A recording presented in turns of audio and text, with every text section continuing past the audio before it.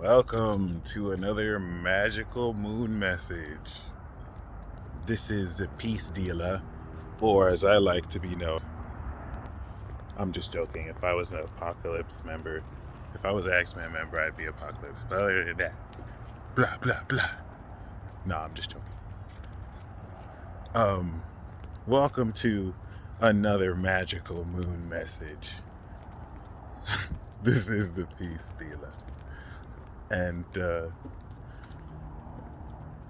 this transit, we are unlocking ascended knowledge. The moon in Sagittarius and the sun in nefarious Aquarius. You don't have to. Aquarius is my 10th house of respect. But you have to respect the evil genius that goes into knowing a narrative the whole time, but posing as if you're not in the know. Guiding somebody through an adventure, watching them go through so much pain, but rooting at their side the whole time. Giving someone the impression that they truly have your back, but they don't. Truman Show. Anyway, other than that, we are unlocking ascended knowledge, and this ascended knowledge is going to show you the height of your mental capacity. That doesn't even make sense. But what I was trying to say is actually show you the quantitative and qualitative level, peak, and definitive mastery of you and your abilities. There's a lot that this is doing, and many of you have cause to be very happy because this is off the heels of many cycles that have been completed. And concerning these cycles, the 11th house aspect of Sagittarius to Aquarius is that of hopes and wishes coming true and a sense of belonging. Aquarius is a collective sign. Sagittarius is a collective sign. Welcome to the upper echelon of godhood. Many of you will be sparking and unlocking ascension states that coming into Aquarius will sustain itself. For example, you might get a light while the moon is in Sag, and you may spark an aspect of consciousness that you could perhaps turn on and off. Well, you want to keep it sparked through the balsamic phase in Capricorn, almost like you had a torch that you're bringing through a dark phase of the cycle, and then boom, you light that torch during the new moon, and if you wanted to, you can turn it off. This is what's going to happen. It's like being inspired with an idea or something amazing, and you want to keep that excitement through the balsamic phase, which would be challenging because Moon and Cap can make you a bit depressed. It could be like coming into a really great idea, and then in Moon and Capricorn you see all the flaws of that idea, but that's not meant for you. That's only meant to make the weak-minded people give up. That's just meant for you to innovate and come into Aquarius. But other than that, boom! This is it, baby. This is it, gentlemen and ladies and gentlemen. You are coming into definitively the ascended state of your God self. Many people actually believe that their God self is their ascended state. And that's a common misconception in the postmodern world where you have been conditioned to believe that you are only a mortal being.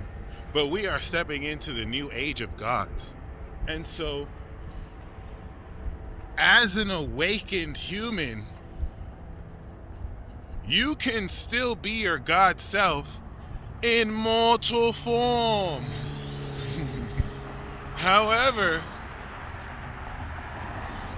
you do have a transformation and or ascension state that even if you don't harness physiologically, you may harness emotionally, etherically, or mentally.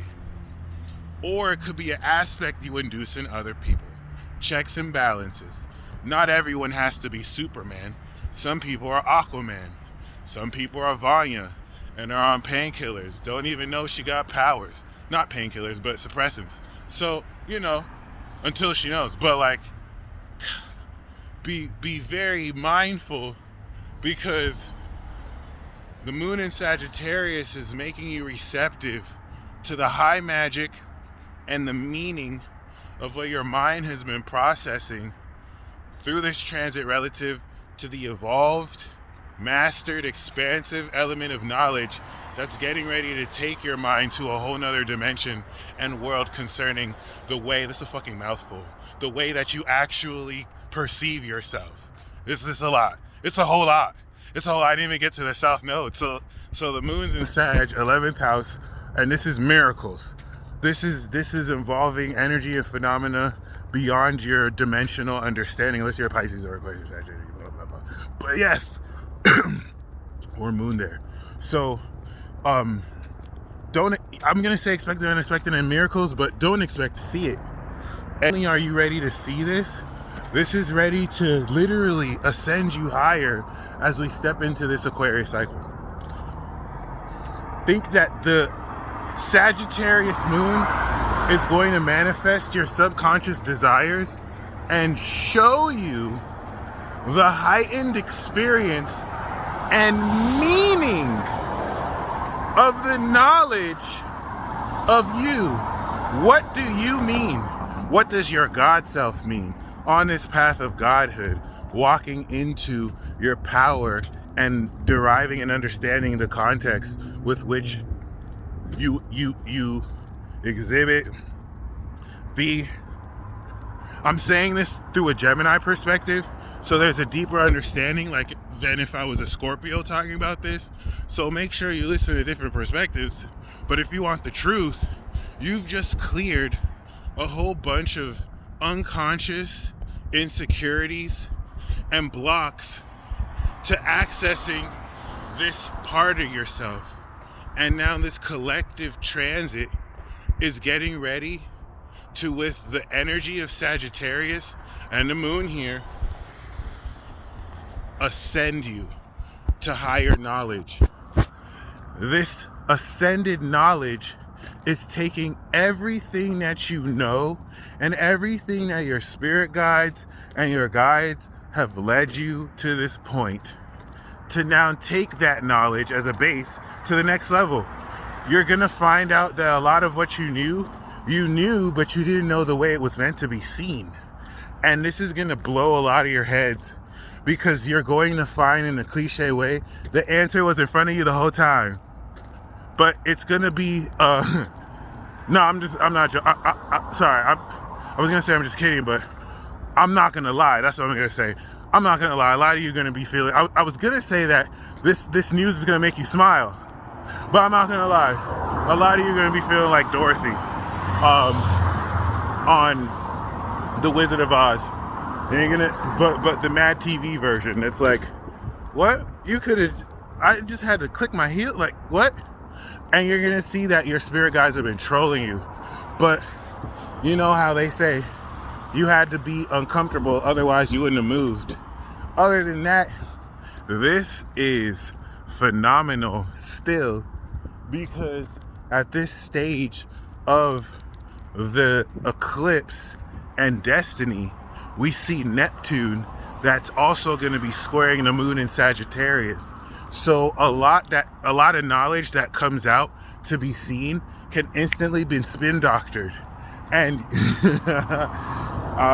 you could see somebody show proof of something, and that proof could be completely spun to mean something else or denied.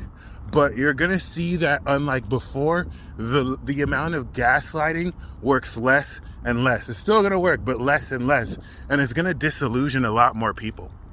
Other than that, you want to be mindful of omens, like this tear falling from my eye. I don't think it's more an omen. I think it's just a tear that fell down, but you might take something from it. I don't know what that would mean, but I just kind of think that's peculiar, just like one tear. Other than that, I can't see it falling down my eyes, so I gotta make the sock right now. Other than that, yeah.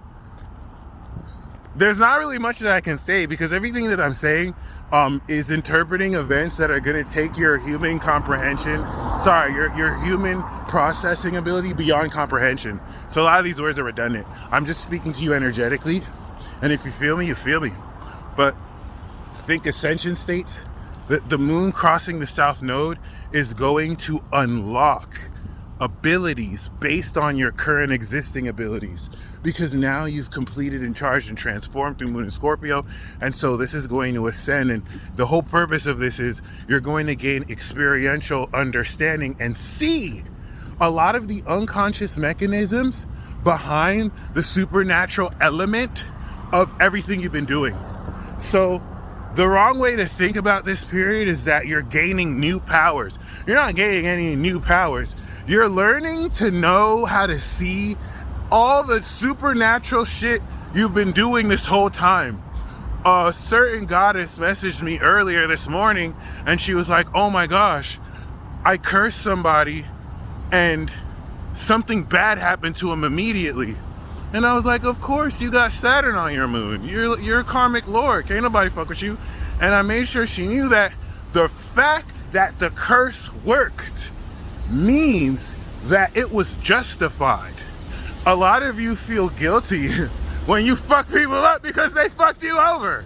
And that should not be the attitude, okay? When you deal with magic at this level with karma, if someone is in the wrong, that's how magic spells work, by the way. Barring of course, free will affair.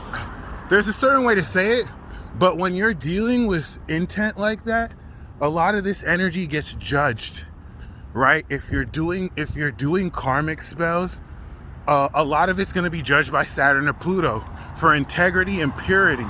So whenever people are doing spells at each other, whoever doesn't have integrity or purity, they're fucked. That's why a lot of you are asking, like, how do I protect against black magic? How do I protect? You don't have to do anything. You just need to follow God, or you just need to live with integrity. Your spiritual hygiene needs to be that your intent is pure and you're not fucking around. That in and of itself is protection, because you come correct, no one can really fuck you over.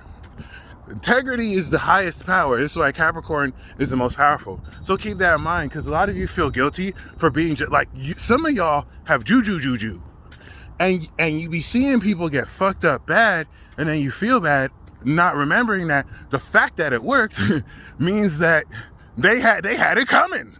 So you really need to be like, gotcha, bitch. Yes. Okay, hit someone with that. And some of you about to be hitting people with that all weekend. Gotcha.